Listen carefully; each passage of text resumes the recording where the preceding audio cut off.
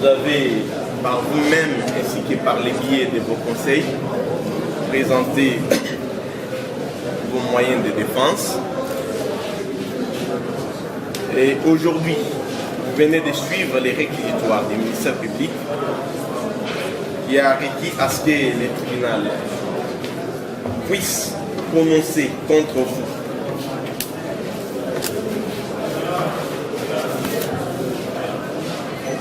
la peine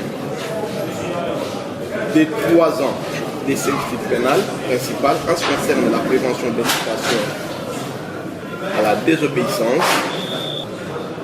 Devant toutes ces évidences-là, le tribunal vous accorde la parole pour dire un dernier mot si vous en avez. Merci, Monsieur le Président, pour la parole que vous m'accordez. Mon dernier mot est très bref. Je tiens d'abord à remercier votre tribunal pour le temps que vous avez accordé de nous écouter, de suivre le dossier, de l'instruire et aujourd'hui de passer à la plaidoirie.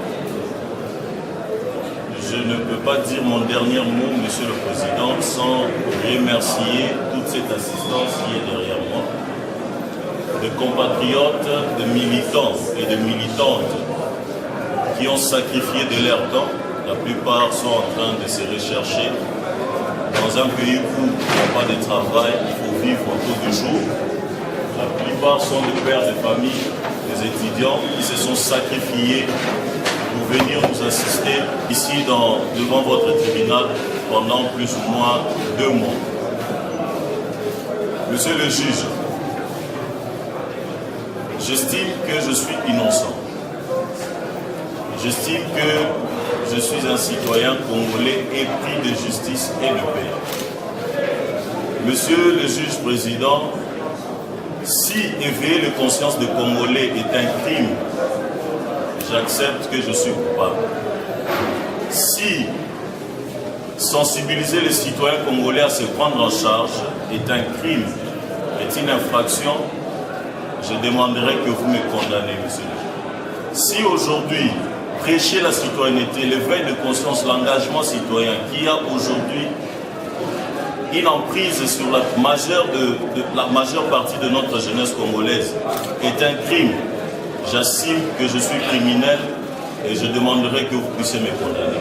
Si même tout court l'activisme est un crime, j'assume être criminel et je vous demande une condamnation directe. Mais si nous avons agi en tenant compte de notre constitution pour défendre les acquis de notre constitution, si nous avons agi pour veiller à ce que tout ce que le citoyen congolais espère vivre, qu'il puisse le vivre, leur rêve de voir le Congo être un Congo meilleur, être un Congo où toutes les possibilités sont permises aux citoyens de vivre mieux.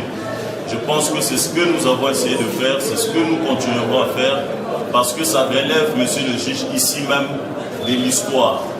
L'histoire de la liberté de notre pays, l'histoire de la dignité du peuple congolais.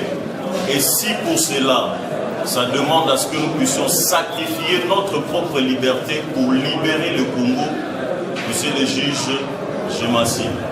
Je demande à ce que, tout en vous faisant confiance à l'indépendance de notre justice, à l'indépendance même de ce tribunal, je vous demande, monsieur le juge, de m'acquitter, ainsi que mes amis, et de tenir compte aussi des prochains cas pareils où les activistes seront toujours exposés parce qu'il y aurait un régime qui tenterait en tout moment de mettre en mal notre travail, que vous puissiez tenir compte de cela. Et la justice élève la nation. Merci, monsieur le président.